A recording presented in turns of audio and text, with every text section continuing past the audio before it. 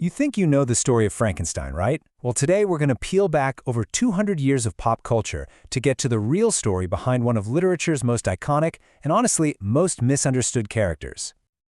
So, let me ask you, when I say Frankenstein's monster, what pops into your head? Seriously, take a second. Picture it. Got that image in your mind? I'm willing to bet it's something like this, right? Green skin, a square, flat-top head, and definitely some bolts sticking out of his neck. A big, silent, stumbling guy. Yeah, that's the monster everybody knows. The only problem? That's not at all what Mary Shelley actually wrote. So, where on earth did that image come from then? Well, it came almost entirely from the movies. Hollywood took Shelley's really deep, complex novel and, well, they turned it into something very, very different. Just look at the classic 1931 film. In the book, the creature is super smart and articulate. He can talk, he can reason. In the movie, totally mute and kinda slow. The creation scene in the book is this weird, obsessive, almost quiet process. The movie gives us that huge lightning storm and the famous line, "It's alive!" And Victor Frankenstein himself gets twisted from this tormented, guilt-ridden genius into just a classic mad scientist. And that brings us to the biggest, and I mean biggest change of all, the creature himself.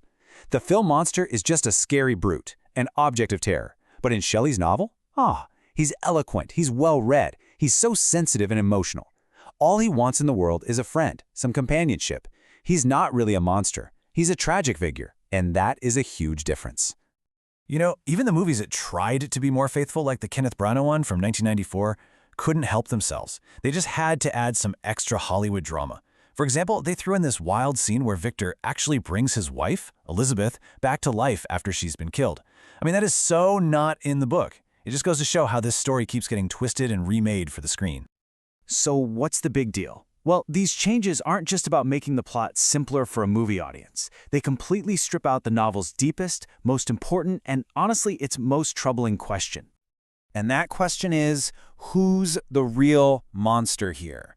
Because in the book, the answer is not simple at all. See, in the novel, it's not so black and white.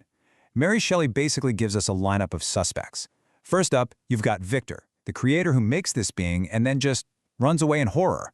Then there's the creature himself, who's actually born innocent, but gets twisted into something dark by all the hatred he faces. And finally, you've got society as a whole, which judges and despises him just because of how he looks. And this is the thing. The creature wasn't born evil. Not even close.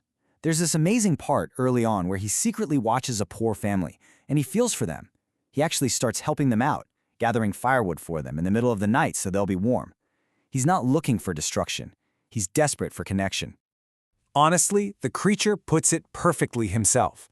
He says, "I was benevolent and good. Misery made me a fiend." Think about that. His monstrosity wasn't something he was born with.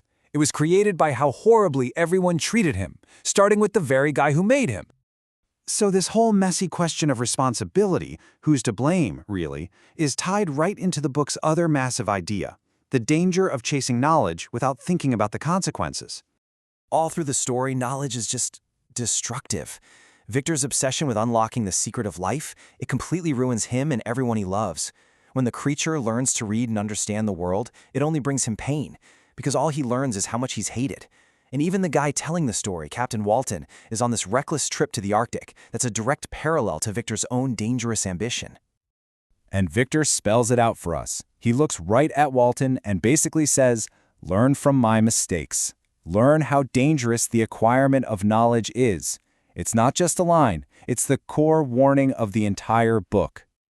And look, this isn't just some old-timey horror theme. It is a really profound warning about science, discovery, and responsibility. And you know what? It might be more relevant right now than it ever was. Now, to be clear, Mary Shelley wasn't anti-science. Not at all. Her message is that ambition, that drive to discover, absolutely has to be guided by morality. She's warning us that when you chase knowledge without any compassion, without any ethics, without taking responsibility for what you create, you're just heading for disaster. But here's the hopeful part. Shelley doesn't just leave us with doom and gloom. She gives us a way out. Captain Walton, the narrator, unlike Victor, he actually listens. He hears this whole tragic story, and at the end of it all, he makes a different choice. He gives up his quest for glory, turns the ship around, and puts the lives of his crew first. He chooses humanity over his own ambition. And that right there is why this book is still so powerful. Because you fast forward 200 years, and Shelley's warning is practically screaming at us from our own daily headlines. So that leaves us with a pretty heavy question for our time, doesn't it? In our world of artificial intelligence, gene editing, and cloning, Shelley's novel is asking us the exact same thing it asked back in 1818. Who is responsible for the monsters we create? And are we prepared to answer?